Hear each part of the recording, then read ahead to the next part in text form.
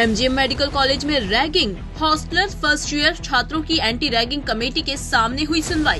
पीड़ित नहीं आया सामने। हॉस्टल के 50 से अधिक छात्रों ने अपने बयान में कमेटी को कहा, हमारे साथ कभी नहीं हुई रैगिंग। प्रभारी डीन डॉक्टर नीलेश दलाल की मौजूदगी में हुई एंटी रैगिंग कमेटी की मीटिंग में ही हॉस्टल के छात्रों से लिखित में लिए बयान। HBTV न्यूज पर बोले छात्र, हम नहीं जानते हमारे किसी साथी के साथ रैगिंग हुई।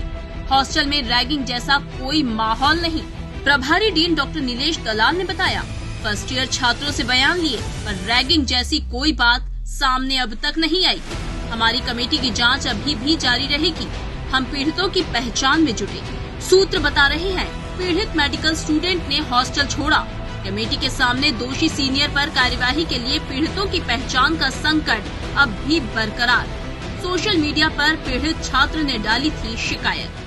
हॉस्टल में आप कब से रह रहे हैं और किस तरह का माहौल है? क्या रैगिंग जैसा कोई माहौल है? और आज कमेटी के सामने आपने क्या कहा? जी, हमें हॉस्टल में रहते हुए 2 महीने होने वाले हैं और हमारे हॉस्टल का माहौल सब बहुत अच्छा है। हम सारे बैचमेट, हम सब लोग बिल्कुल साथ में रहते हैं, साथ में उठते खाते पीते।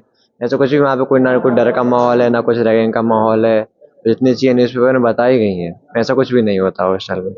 और हमने ये चीज़ भी आज सबके सामने कही। उन्होंने भी हमसे पूछा कि जो फोटो निकली है बाहर, क्या ये आपके हॉस्टल की है? तो हमने देखा फोटो को अच्छे से, ना ही वो फोटो हमारे हॉस्टल की है, तो ना ही हमने फोटो के बारे में कुछ भी जानते हैं कि मतलब फोटो में कौन है या कहाँ पर है। वो लेटर के बारे में भी हमें कुछ कोई नहीं जानता। पहली बार देख रहे हैं सारी चीज़ों।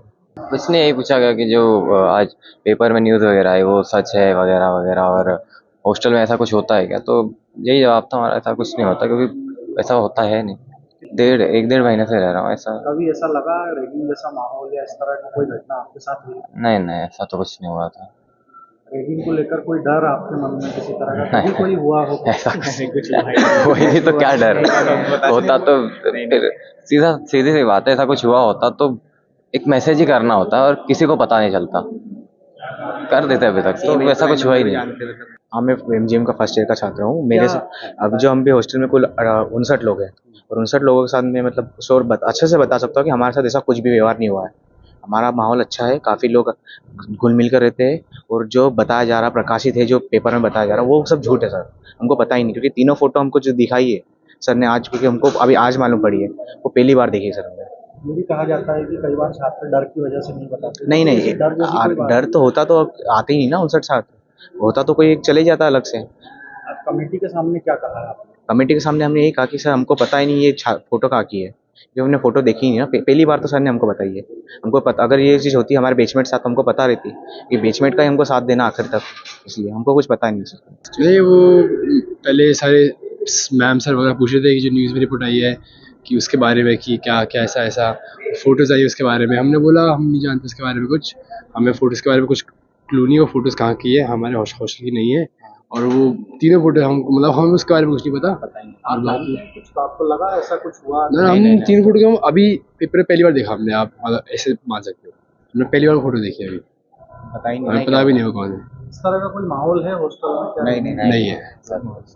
ये आज सुबह ही मैंने पढ़ा, आपने बताया सही है, और प्रेस में हमने पढ़ा। उसी समय मैंने जो उनके वार्डन हैं, हमारे चेयर हैं, उनको, हॉस्टल वालों को, डॉक्टर पाल हैं सुप्रिटेंडेंट मेंटल हॉस्पिटल, और हमारे कमेटी मेंबर्स को सूचित किया और डीन ऑफिस से हमने उनको बुला के मीटिंग कंडक्ट करवाई। मीटिंग में बच्चों को भी बुलवाया जो हॉस्टलर हैं फर्स्ट ईयर के। ये 2024 बैच के हैं, सितंबर 24 में इनका एडमिशन हुआ। मतलब ये अभी मानो 3 महीने कि ये they are first year students of under graduate.